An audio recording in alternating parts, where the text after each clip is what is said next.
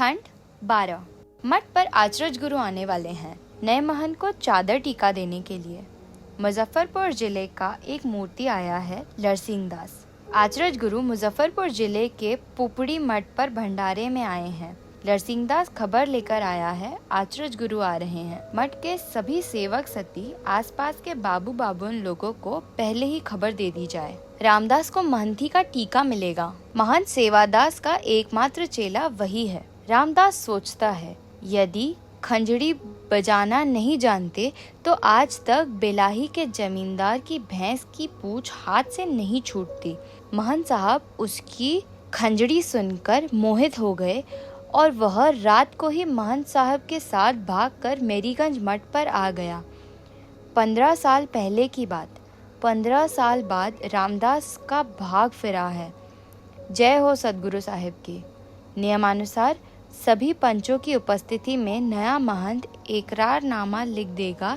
हमेशा लंगोटा बंद रहकर सदगुरु के स्थल की रक्षा करेंगे। किसी तरह का मादक द्वय नहीं सेवन करेंगे। दासी रखेलन नहीं रखेंगे, आदि आदि। इसके बाद आचरज गुरु एक सुरथाल पर दस्तखत करके नए महंत को देंगे। फिर चादर टीका की विधि, दही की टीका और सिर पर धूपधान। बस नए महंत साहब उस दिन से 900 बीघे की पत्नी के एकमात्र मालिक हो जाएंगे। लरसिंह दास तो आचरज जी का संदेशा लेकर आया है, किंतु मेरीगंज मठ पर एक ही रात रहने के बाद उस पर महंती का मोह सवार हो गया। 900 बीघा की कश्तकारी कमली आम का बाग, 10 बीघे में सिर्फ केला ही लगा हुआ है। एक एक घौर में 1000 केले फले हैं। हजरिया केले, 2 कोड़ी गाय, 4 गुजराती भैंस और सबसे कीमती संपत्ति अमूल्य धन लक्ष्मी दासीन। लक्ष्मी दासीन कहती है, महंत साहब को बस यही एक चेला है रामदास, तो कानूनन रामदास ही होने वाला अधिकारी महंत है। रामदास काठ का कुल्लू रामदास। सदगुरु हो, यह अंधेर है। रामदास महंत नहीं हो सकता। छुछुंदर की तरह तो सूरत है, वह महंत होगा? नहीं, ऐसा नहीं हो सकता। और यह लक्ष्मी, श्राप भ्रष्ट अप्सरा। लक्ष्मी ने लरसिंह दास की आंखों में न जाने क्या देखा है कि उसकी छाया से भी वह बचकर चलती है। रात में केवाड़ मजबूरी से बंद करके सोती है। केवाड़ की छिटकिली लगाने के बाद एक उखाड़ केवाड़ में सटा देती है। लरसिंह दास को शायद बहुमूत्रा की बीमारी है। रात भर में 10-11 बार पेशाब करने के लिए उठता है। हर बार धुनी के पास सोया हुआ रामदास उसे टोकता है, कौन? लरसिंह दास किसी बार जवाब नहीं देता। कल रात एक बार गुस्से में जवाब दिया, महंत होने के पहले अंधे हो गए क्या? देखते नहीं हो, जैसा गुरु वैसा चेला। रामदास कुनमुनाकर रह गया था। सुबह को सत्संग के समय ही लक्ष्मी बरस पड़ी थी। क्यों आप वैसे बाखा बोले थे? महंत होने के पहले ही अंधे हो गए, जैसा गुरु निंदा सुनही जो काना। मैं गुरु निंदा नहीं सुन सकती, नहीं सह सकती। रामदास को आप क्या समझते हैं? वह इस मठ का अधिकारी महंत है। आपके जैसे एक कोड़ी बिल्टा साधुओं को यह रोज प्रसाद देगा। बात करना भी नहीं जानते। आने दीजिए आचरज जी को। रामदास भी सुना देता है, रात में हम छोड़ दिया, लेकिन अब बोलोगे तो सीधे पश्चिम का रास्ता दिखा देंगे। हाँ, समझ रखो। भंडारी तो नंबरी शैतान है। कल से ही उसने बदमाशी शुरू की है। दाल की कटोरी में सिर्फ पानी रहता है। आलू की भुजिया दोबारा नहीं देता। घी मांगने पर कहता है दाल घी से बेघारल है। केला बिक्री होने के लिए हाट भेज दिया जाता है। दूध में पानी मिलाकर देता है। बाल भोग में पहले दही चूड़ा देता था, कल से सिर्फ चूड़ा लाकर रख देता है। बिल्टा साधु की यह हिम्मत, उससे बिल्टा साधु कहती है। अच्छा, लक्ष्मी पहले से ही तो उसे नहीं जानती। कैसे जान सकती है? वह कभी पहले यहाँ आया नहीं। पुपड़ी मठ में भी तो कभी कोई मूर्ति यहाँ नहीं आया। सोनमतिया कहारिन भी तो नहीं आई है यहाँ। संभव है उस बार अपनी बेटी रधिया को खोजने के लिए यहाँ भी पहुँची हो।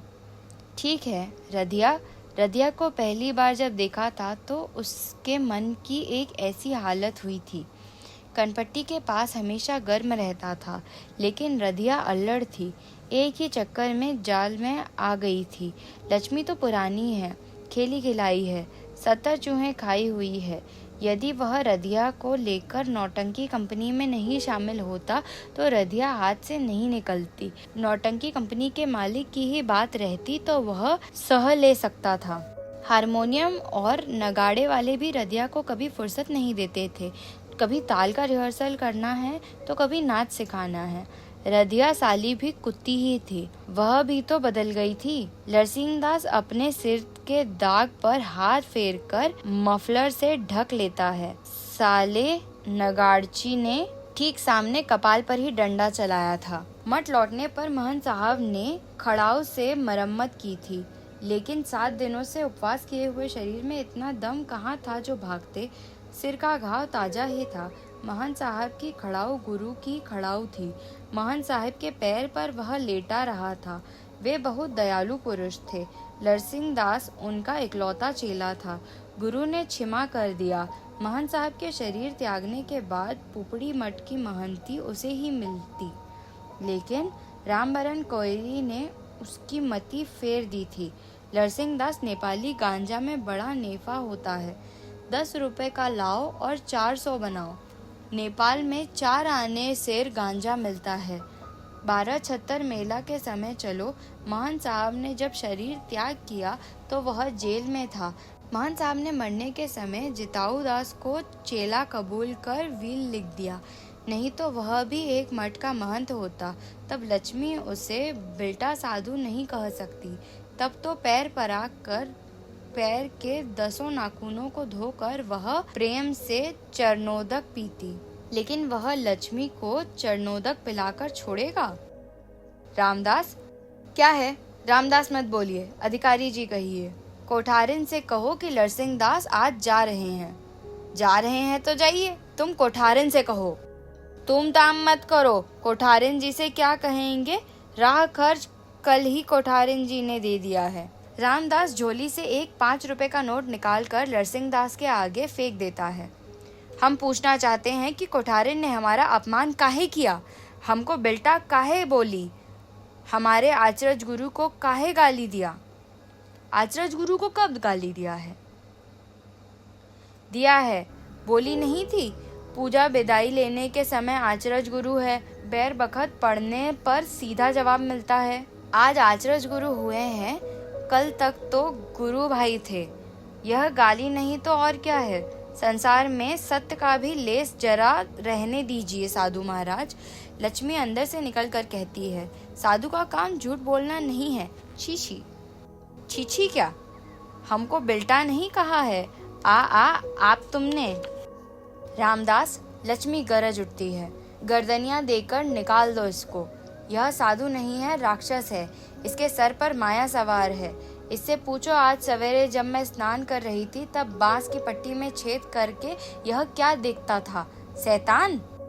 लक्ष्मी फुफकारती हुई अंदर चली जाती है। रामदास उठकर लरसिंहदास के गले में हाथ लगाकर धक्का देता है।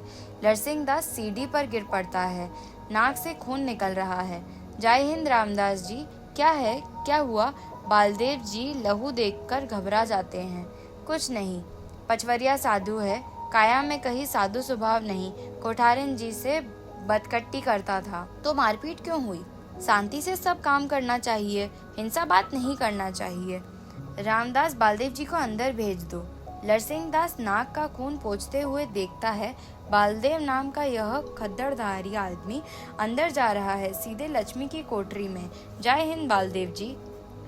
शायद यह खद्दड़धारी और लक्ष्मी एक ही आसीन पर बैठे हैं, एकदम आसपास देह से देह सटाकर। अच्छा,